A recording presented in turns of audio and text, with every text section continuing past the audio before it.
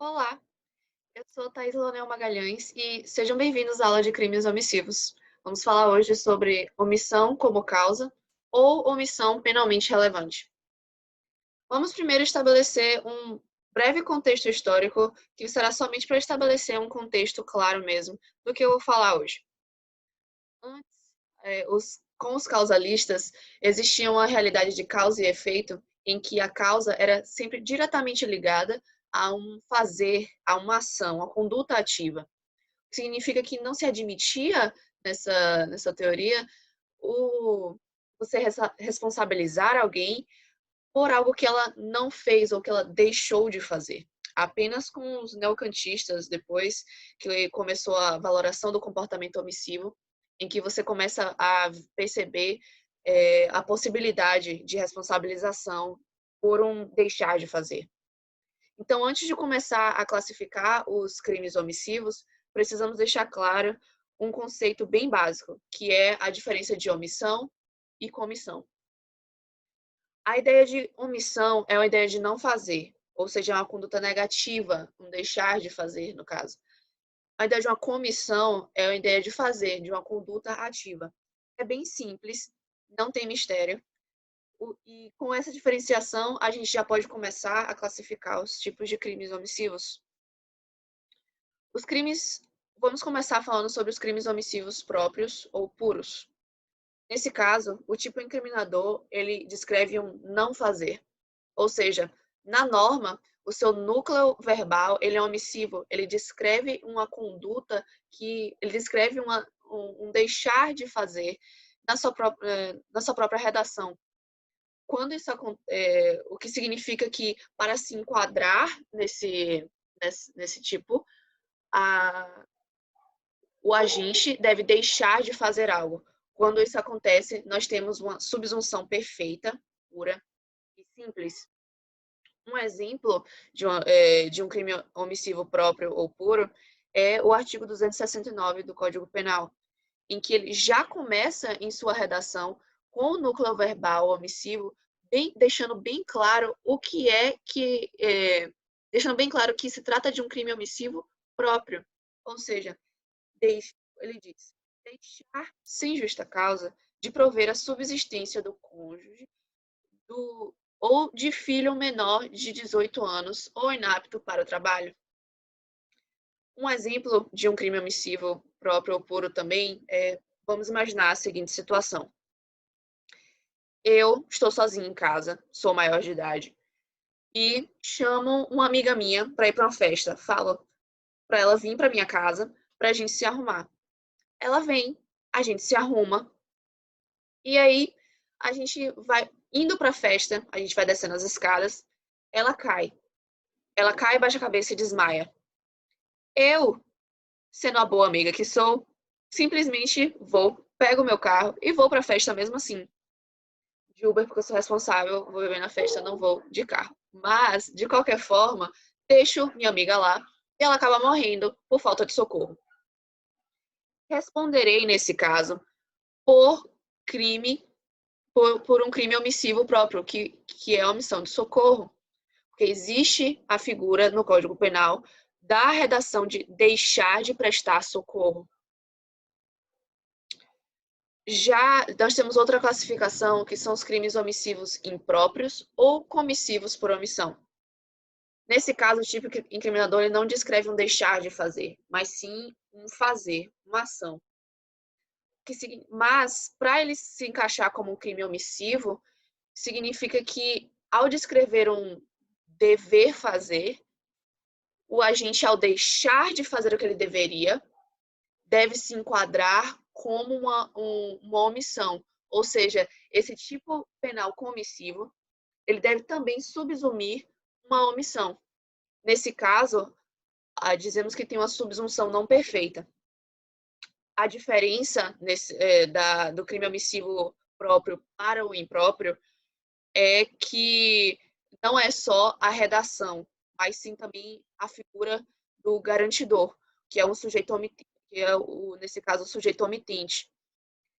Quando esse garantidor ele deixa de prestar, ele deixa de garantir, de prestar seu dever de garantir, dizemos que houve uma omissão penalmente relevante.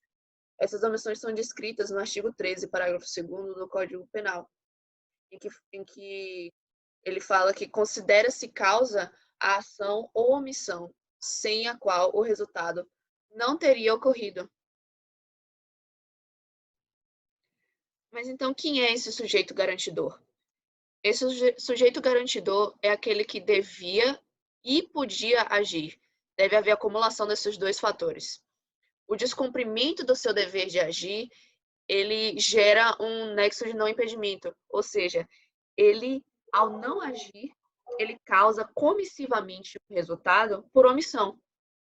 Sendo assim, ele será responsabilizado como se ele tivesse feito sim uma ação, ou seja, como se a ação dele de deixar de fazer fosse uma ação ativa, porque ele tinha o dever de garantir. Os requisitos para se ter um agente ativo são basicamente que o agente devia agir e ele podia agir. Ainda no artigo 13, parágrafo 2º, alíneas A, B e C, ele descreve quem são esses garantidores e quem podem ser garantidores. No artigo 13 fala que a omissão é penalmente relevante quando o omitente devia e podia agir para evitar o resultado. Isso já foi estabelecido. O dever de agir incumbe a quem tenha por lei a obrigação de cuidado, proteção ou vigilância, ou de outra forma assumiu a responsabilidade de impedir o resultado, ou com seu comportamento anterior criou o risco da ocorrência do resultado.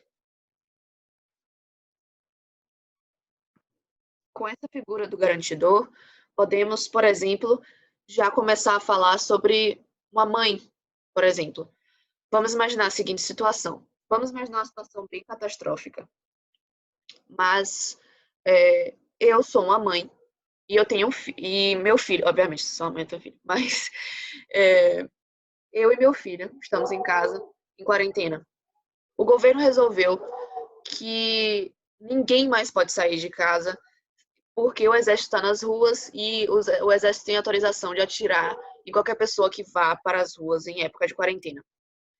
Não só isso, como os aplicativos em que se entregava comida foram desativados.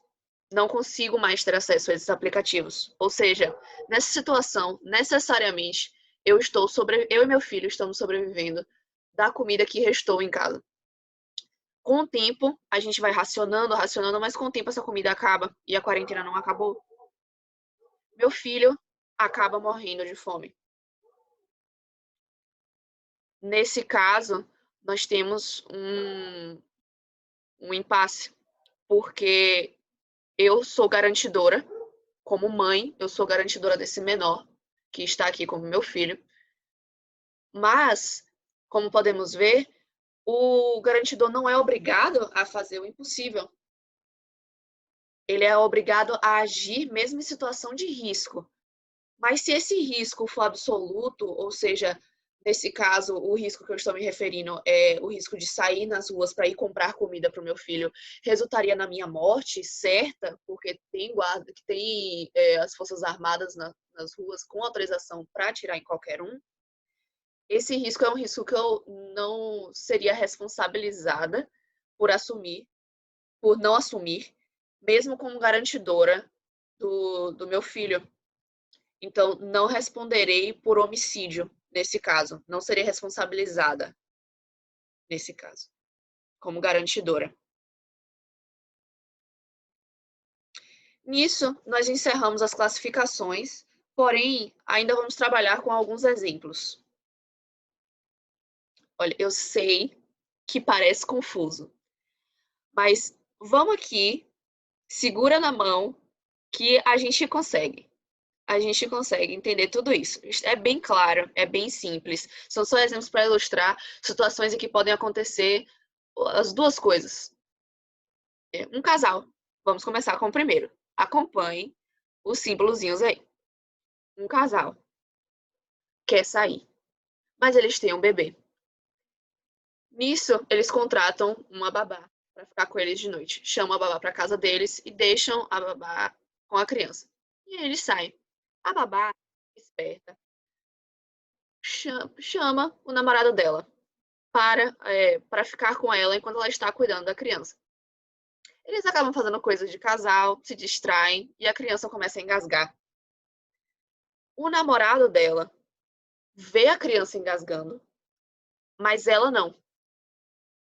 O namorado, ao ver a criança engasgando, ele fica na dúvida: vou, não vou, eu não sei fazer nada. Se essa criança está engasgando, eu fazer alguma coisa não vai adiantar de nada, porque eu não sei ajudar essa criança. E também o que eu estou fazendo aqui está bem melhor, não estou querendo parar. Ela vai desengasgar em algum momento. Não me perguntem por que ele pensou isso, mas ele pensou, disse ele que pensou isso. E aí voltou a fazer o que estava fazendo. A babá não tinha noção do que estava acontecendo com a criança. A criança acaba falecendo. E aí? Quem responde pelo quê nesse caso?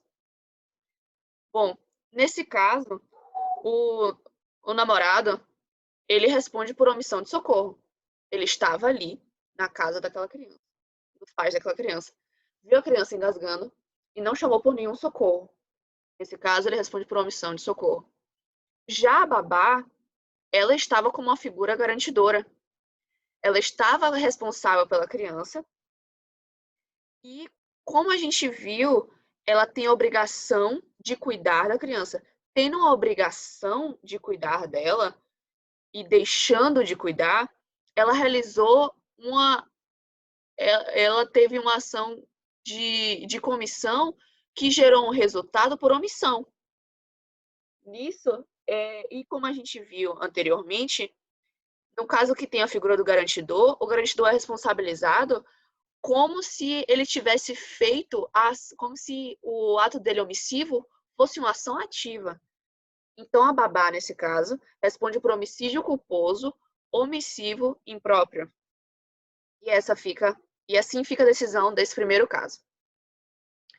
No segundo caso, nós vamos trabalhar com outra coisa. No segundo caso, preste atenção nas imagenzinhas. O prédio está pegando fogo. Tem as pessoas dentro do prédio gritando por socorro. Os bombeiros chegam e eles conseguem apagar parte do fogo, porém ainda tem pessoas lá dentro pedindo socorro. O bombeiro ele fica naquela dúvida, entra ou não entra, mas ele vê é atestado que a estrutura do prédio está frágil e o prédio vai cair a qualquer momento. O prédio pode desabar a qualquer segundo. Ele entrar naquele prédio significa um quase absoluto risco de que ele vai morrer junto com a pessoa que ele está tentando salvar. Nesse caso, e aí o prédio cai, as pessoas que estavam lá dentro morrem e nesse sentido ele decidiu ficar de fora. Ele não foi salvar as pessoas, ele ficou de fora. Aconteceu isso tudo. Ele responde por alguma coisa nesse caso? Nesse caso, ele não responde por nada. Mesmo sendo uma figura garantidora, como um bombeiro, ele não responde porque havia um risco absoluto.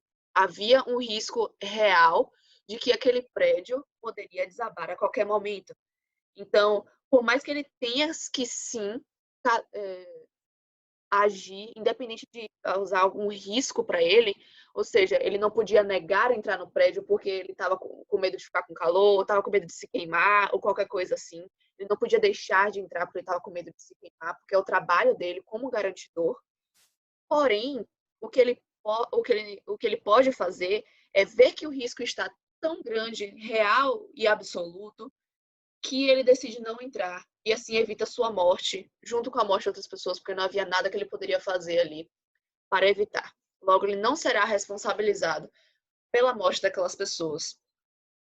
Ele seria responsabilizado, no entanto, se ele tivesse feito o que eu acabei de falar, que é chegar lá, as pessoas estarem pedindo socorro, não ter nenhuma prova, nenhum elemento que indique que a estrutura do prédio está frágil, e ele decidir não entrar porque ele estava com medo de se queimar, porque o fogo estava muito alto ou qualquer coisa assim. Se as pessoas lá dentro morressem e ele por fora decidisse ficar de fora, ele seria responsabilizado também igual a babá. por homicídio culposo, omissivo impróprio. Basicamente, é isso. Muito obrigada pela atenção, obrigada pela participação de todos.